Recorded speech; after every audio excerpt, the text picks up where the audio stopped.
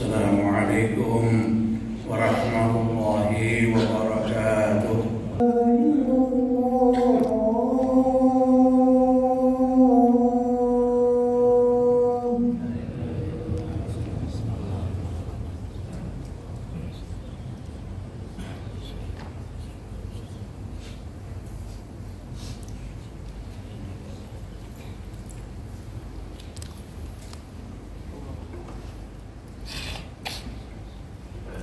Alhamdulillahi Rabbil Alamin Alladhi hadana lihada wa ma kunna linahtadiya lawla an hadana Allah.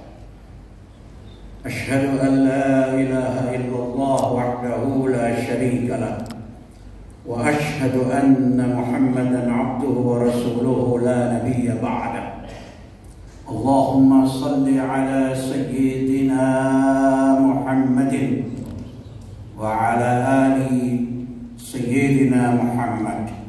Ya ibadallah, usikum wa iyaya bitaqwallah faqad fazal muttaqun. Ma'asyiral muslimin rahimakumullah.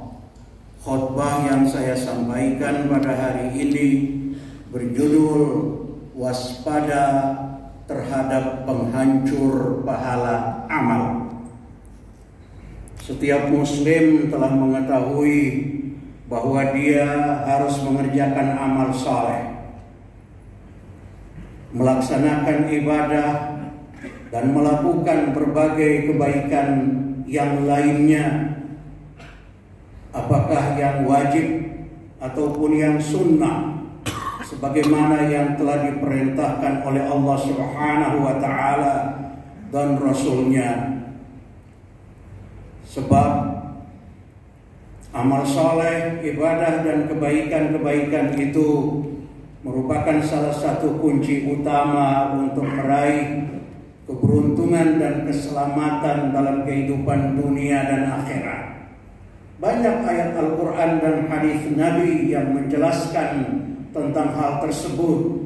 Di antaranya firman Allah pada surat Al-Asr ayat 2 dan ayat 3, surat At-Tin ayat 5, surat Al-Bayyinah ayat 7 dan ayat 8, surat An-Nahl ayat 97 dan lain-lain.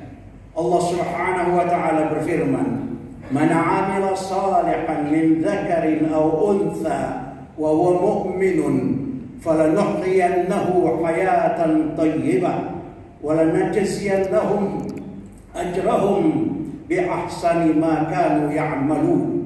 Barang siapa yang mengerjakan amal saleh, baik laki-laki maupun perempuan, dalam keadaan beriman, niscaya Allah pasti akan memberikan kepadanya kehidupan yang lebih baik, dan kami pasti akan memberikan balasan yang lebih baik kepada mereka atas apa yang telah mereka kerjakan. Rasulullah sallallahu alaihi wasallam bersabda, "Yatba'ul mayyita thalathatun, fayarji'u ithnani wa yabqa wahid. Yatba'uhu ahluhu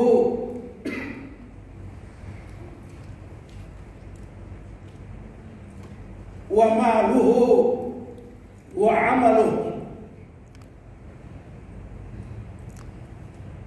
fayarji'u ahluhu wa maluhu wa yabqa amaluh." Ada tiga yang mengiringi mayit ke kubur, dua kembali dan satu menetap bersama mayit. Yang mengiringi mayit ke kubur itu adalah keluarganya, hartanya, dan amalnya. Kemudian keluarga dan hartanya kembali, sedangkan amalnya menetap bersama mayit di dalam kubur. Prinsipnya adalah bahwa setiap orang harus mengerjakan amal soleh, ibadah-ibadah, dan kebaikan. Meskipun demikian, yang lebih penting dari amal-amal yang dikerjakan adalah hendaknya amal-amal itu diterima oleh Allah dan diberikan pahala. Sebab hanya amal yang diterima oleh Allah dan diberi pahala yang berguna sebagai kunci keselamatan, terutama dalam kehidupan akhirat. Sedangkan amal-amal yang ditolak, yang tidak diterima oleh Allah dan tidak memperoleh pahala dari Allah, maka amal-amal itu akan menjadi amal yang sia-sia. Sungguh betapa pentingnya pahala dari amal-amal yang kita kerjakan. Karena itu setiap muslim harus selalu waspada terhadap keburukan-keburukan yang bisa merusak atau menghancurkan amal. Pertama, waspada terhadap keburukan-keburukan yang dilakukan terhadap sesama manusia, terutama terhadap sesama muslim, baik yang dilakukan dengan lidah ataupun tangan. Diriwayatkan bahwa Nabi Shallallahu Alaihi Wasallam bertanya kepada para sahabat, "Atadruna mal muflis?" Tahukah kamu siapakah yang disebut orang bangkrut itu? Qalu al-muflisu fina man la dirhama lahu wala mata'. Para sahabat menjawab, orang bangkrut menurut kami adalah, yang disebut orang bangkrut menurut kami adalah orang yang tidak ada lagi atau habis seluruh uang dan harta miliknya.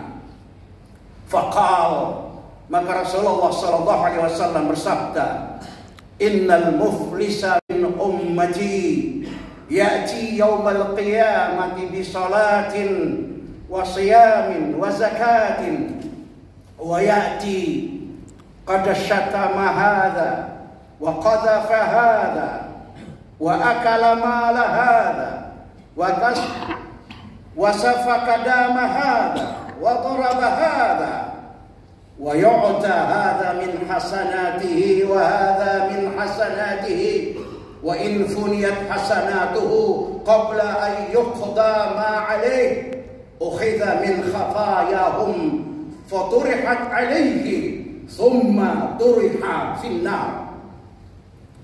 Nabi bersabda, orang bangkrut dari umatku adalah orang yang datang atau dibangkitkan pada hari kiamat dengan membawa pahala salatnya, pahala puasanya, pahala zakatnya, tapi kemudian ada orang yang mengiringinya atau menyertainya, yang dulu ketika di dunia pernah dicaci olehnya, yang pernah dituduhnya melakukan kejahatan padahal dia tidak melakukannya, yang pernah diambil hartanya, yang pernah ditumpahkan darahnya dan pernah dipukulnya. Lalu diambillah pahala dari amal atau ibadah-ibadah orang itu dan diserahkan kepada orang-orang yang dia telah berbuat jahat kepada mereka. Ketika amal-amal pahalanya sudah habis, sedangkan dia belum membayar atau mengganti kejahatannya terhadap orang-orang itu dengan pahala ibadahnya, maka diambillah dosa-dosa mereka lalu dilimpahkan atau dipindahkan kepadanya, kemudian dia dimasukkan ke dalam neraka.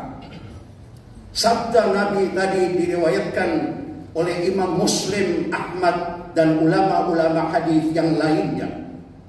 Sabda Nabi Shallallahu Alaihi Wasallam tadi mengandung pelajaran-pelajaran sekaligus peringatan tentang beberapa perkara penting. Di antaranya bahwa kita harus waspada terhadap keburukan yang kita lakukan terhadap sesama manusia, terutama terhadap sesama muslim. Apakah itu kejahatan yang dilakukan dengan lidah ataupun tangan kita, mencaci orang, menuduh orang melakukan kejahatan padahal orang itu tidak melakukannya, mengambil harta orang lain, memukul, apalagi menumpahkan darah. Semua keburukan itu kalau dilakukan seseorang, meskipun dia datang pada hari kiamat dengan membawa pahala ibadahnya, pahala salatnya, pahala puasanya, pahala hajinya, tapi kebaikan-kebaikan dan pahalanya itu akan diambil dan diserahkan kepada orang-orang yang pernah dia memperlakukan mereka secara jahat. Lalu pahalanya habis, dan lebih celaka lagi adalah ketika pahala ibadahnya telah habis, sementara dia harus melunasi atau membayar atau mengganti kejahatan-kejahatannya, maka diambillah dosa-dosa mereka dan dipindahkan atau dilimpahkan kepada mereka. Inilah orang yang paling rugi, bahkan celaka. Nabi menyebut orang seperti ini adalah orang bangkrut yang sebenar-benar.